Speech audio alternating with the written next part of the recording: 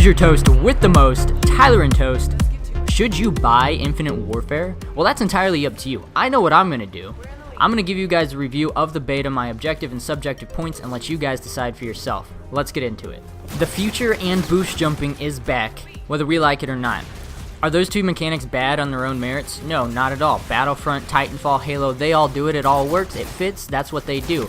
Call of Duty? No, this isn't for Call of Duty, but it was in Black Ops 3. I enjoyed it in Black Ops 3, so we're just gonna have to get used to it. Let's go over the good first. Infinite Warfare is innovative with their weapons and their created class items. You've got assault rifles that turn into snipers. You've got submachine guns that turn into assault rifles. You've got assault rifles that you can akimbo by pulling apart and turn into dual-wield pistols. Like what? That's freaking sweet.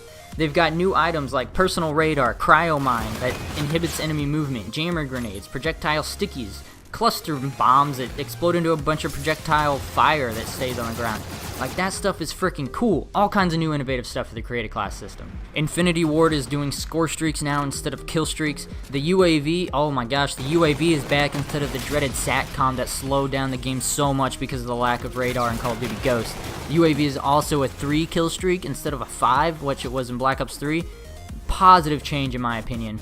Redone supply drops, now you can earn salvage to craft the weapons you want. More on that in a second, but at least you can grind it out. And new features like the hit count. Whenever you watch your kill cam, you can see where your damage came from, who hit you how many times. And under the maps, you have callouts, so if you're just getting into team play, you've got some generic callouts that you can use. All positive things. Now let's talk about the bad. Infinite Warfare is the most imbalanced shooter I have ever played. Oh, but it's just a beta. Yeah, I know it's just a beta. Black Ops 3 had a beta. They nerfed and they buffed specialists, score streaks, weapons, you name it, they did it. They balanced the game.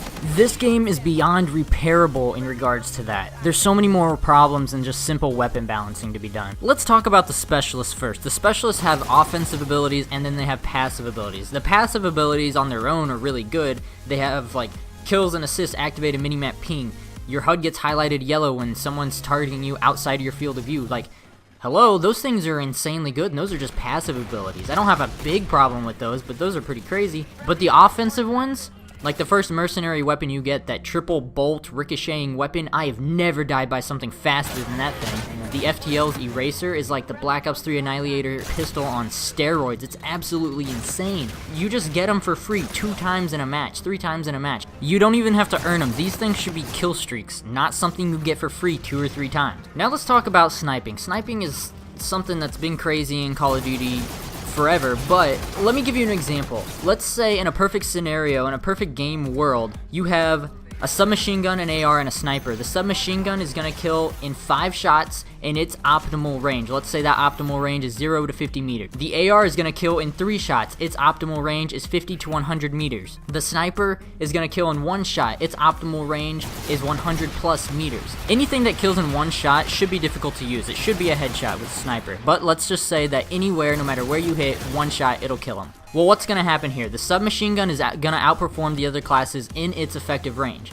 The assault rifle is going to outperform the other classes in its effective range. The sniper is going to outperform the other classes in its effective range. The time it takes to go from sprinting to aim down sights to start firing your weapon is going to be faster for the sub because it's got to land more shots. It's going to be slower for the assault rifle because they have to land less shots, only 3 instead of the 5. Sniper needs to be much slower because it only has to land that 1 shot.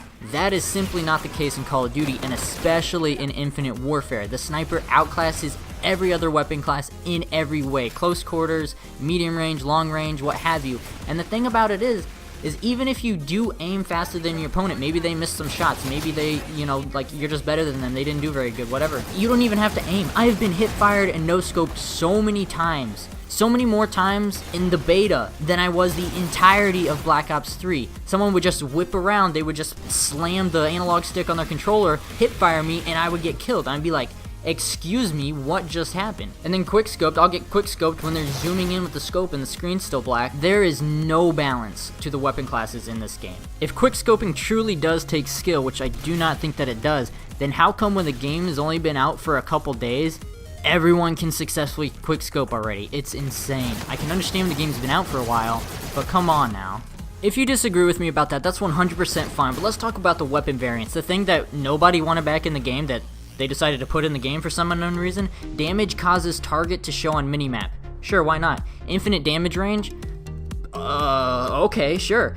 Gain 1 random attachment at spawn. Here you go, you get this extra point towards your created class. It's just free. Kills hide nearby friendlies from enemy radars. Free counter UAV, why not? Killing an enemy refills a portion of your health. Oh yeah, that dude that just killed me, he's one-shot, teammate. Go ahead. Oh, he got health back from his gun being weird and good. Who knows? Double damage? Excuse me. Headshot kills instantly reload your magazine. Underbarrel shotgun? Yeah, sure. Just have a secondary under your shotgun on top of your other secondary and your other 9 points in your created class system.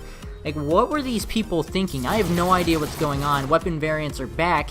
This is going to change the game so crazily. They won't have them in competitive. They'll have a big ban list for competitive, but the 99% of the rest of the community has to deal with it? No, I don't think so. You know, you can have all these crazy specialist passive abilities. Let's take Overwatch, for example. They do passive abilities. You can have all these crazy gun variants. Let's take Destiny, for example. It works. Why? Because you have to land like 20 shots in those games. People have so much health. In Call of Duty, the time to kill, especially in Infinite Warfare, is just absurdly fast that it just imbalances everything and makes everything overpowered, and there's way too much going on for you to keep track of realistically. You're just gonna die from who knows what, who knows where, who knows why. It's just gonna happen. And the thing about these variants, you can earn salvage to be able to craft them, but you know that the earn rate of salvage was sped up drastically in the beta. It's going to be a grind. They're just punishing you and making you want to pay more for the game. And lastly, the maps were just terrible. The game did not flow well at all, in my opinion. It seemed as though the maps were designed for boots on the ground, but you've got all this jumping movement, so nothing about the movement and the map design complemented each other in any way. There was even that one map that's inside that space station that even if your whole entire team goes for A to cap it as fast as they can, the other team can start capping B before you get done capping A. Like, that's just a map problem. The game as a Call of Duty game was atrocious. It did not feel like Ghost, it did not feel like Black Ops 3, it did not feel like a Call of Duty. Let's take the game on its own merits. Disassociate anything with Call of Duty, with Black Ops 3, with Ghost, with any other title. Just judge it on its own game, on its own merit, its own multiplayer. It's garbage, in my opinion. I did not like this game at all. It was not fun to play. And this is coming from a COD fanboy who has played over 60 literal days of the Call of Duty franchise. I canceled my pre-order. I am not looking forward to this year of Call of Duty. Hope you guys enjoyed the video. Hope you guys enjoyed the gameplay and the commentary. My name's Tyler and Toast. Subscribe for everything FPS. Let me know in the comments down below what you guys think of Call of Duty Infinite Warfare. Thank you guys for watching, and I'll catch you on the next video.